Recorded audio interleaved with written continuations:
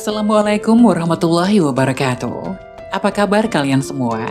Syukur alhamdulillah kita bisa berjumpa lagi di channel ini. Salawat dan salam selalu tetap tercurah kepada junjungan kita, Nabi besar Muhammad Shallallahu Alaihi Wasallam. Tidak lupa kami sampaikan salam sehat, salam sejahtera. Semoga kita semua tetap dalam lindungan Allah Subhanahu wa Ta'ala. Seperti biasa, kita akan berbagi kisah dari yang unik, menarik, sampai bikin nangis. Semoga bermanfaat.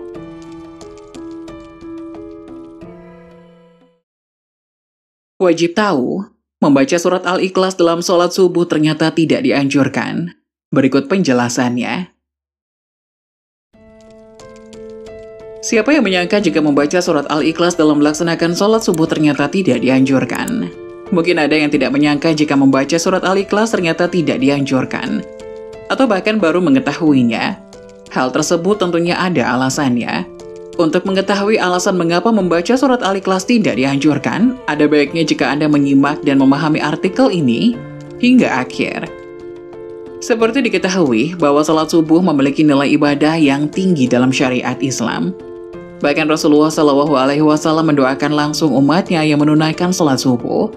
Salat subuh pun disaksikan oleh malaikat, akan tetapi ada bacaan surat pendek yaitu surat Al-Ikhlas yang tidak dianjurkan untuk dibaca. Lantas apa alasannya surat Al-Ikhlas tidak dianjurkan dibaca dalam salat subuh?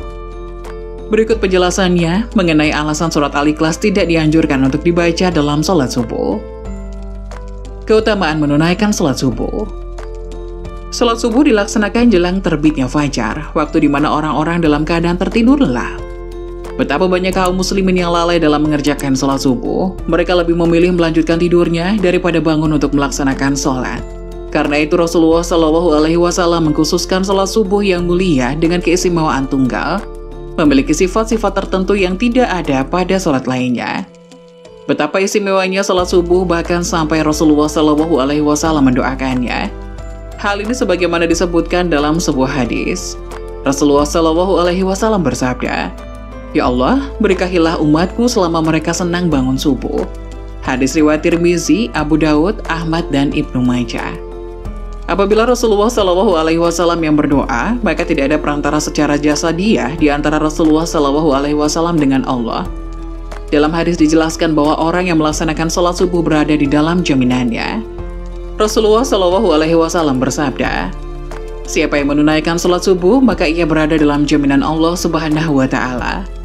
Maka jangan kamu mencari jaminan Allah Subhanahu wa Ta'ala dengan sesuatu selain dari sholat yang pada saat kamu mendapatkannya, justru kamu tergelincir ke dalam api neraka. Hadis riwayat Muslim. Apabila Allah Subhanahu wa Ta'ala yang memberikan jaminan, mungkin akan manusia sulit untuk menjangkau dan menebak di antara janjinya. Dan bagi hambanya yang taat menunaikan ibadah salat subuh, maka kelak di surga akan melihat Allah Subhanahu wa Ta'ala. Apabila seseorang mengerjakan sholat subuh, niscaya ia akan dapat banyak keutamaan di dalamnya, salah satunya yang telah disebutkan. Ternyata orang yang menunaikan sholat subuh akan disaksikan langsung oleh malaikat. Benarkah malaikat menyaksikan kita ketika sholat subuh? Sholat subuh merupakan satu di antara sholat wajib 5 waktu yang mempunyai keistimewaan khusus di dalamnya. Allah Subhanahu wa Ta'ala telah menyiapkan pahala yang luar biasa bagi mereka yang membiasakan sholat subuh tepat pada waktunya. Pahalanya bahkan sebanding dengan sholat semalam suntuk. Jadi pahala ini sebagaimana Rasulullah Shallallahu Alaihi Wasallam bersabda, "Barang siapa yang sholat subuh berjamaah, maka seakan-akan dia telah melaksanakan sholat semalam suntuk." Hadis riwayat Bukhari. Rasulullah bersabda, "Berilah kabar gembira bagi orang-orang yang berjalan di kegelapan menuju masjid untuk mengerjakan sholat subuh dengan cahaya yang terang benderang pertolongan pada hari kiamat." Hadis riwayat Abu Daud, Tirmizi, dan Ibnu Majah. Lantas apa alasan surat pendek termasuk surat Al-Ikhlas yang tidak dianjurkan dibaca ketika sholat subuh? Begitu utama dan istimewanya sholat subuh, sehingga ada bacaan surat tertentu yang tidak dianjurkan dibaca. Dalam Al-Quran surat Al-Isra ayat 78 menjelaskan bahwa malaikat menyaksikan langsung orang-orang yang menunaikan ibadah sholat subuh. Dari tafsir ayat tersebut, para ulama menyimpulkan bahwa pada sholat subuh setelah bacaan Al-Fatihah, disunahkan membaca Al-Quran panjang, baik surat atau ayat.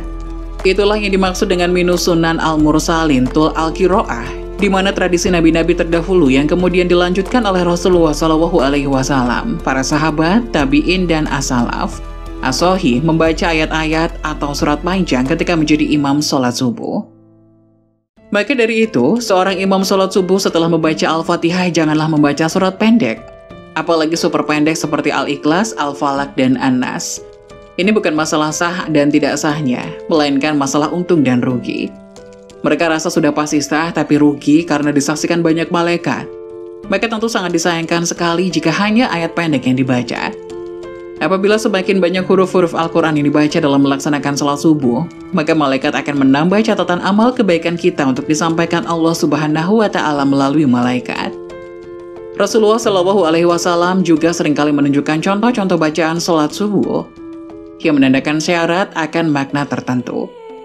Pada beberapa riwayat Rasulullah SAW disebutkan sering membaca surat Al-Kahf, juga biasa membaca surat Ar-Rum, surat dari Jabir bin Samurah. Demikian itulah keistimewaan salat subuh dan alasan tidak dianjurkannya membaca surat Al-Ikhlas dalam salat subuh. Seharusnya tidak ada lagi yang menghalangi kita untuk meninggalkan selimut dan mengakhiri tidur kita untuk melakukan salat subuh.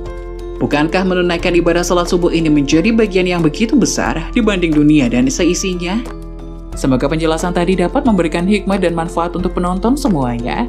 Jangan lupa like, subscribe video ini agar tidak ketinggalan informasi-informasi bermanfaat selanjutnya. Sekian dari kami, terima kasih. Wassalamualaikum warahmatullahi wabarakatuh.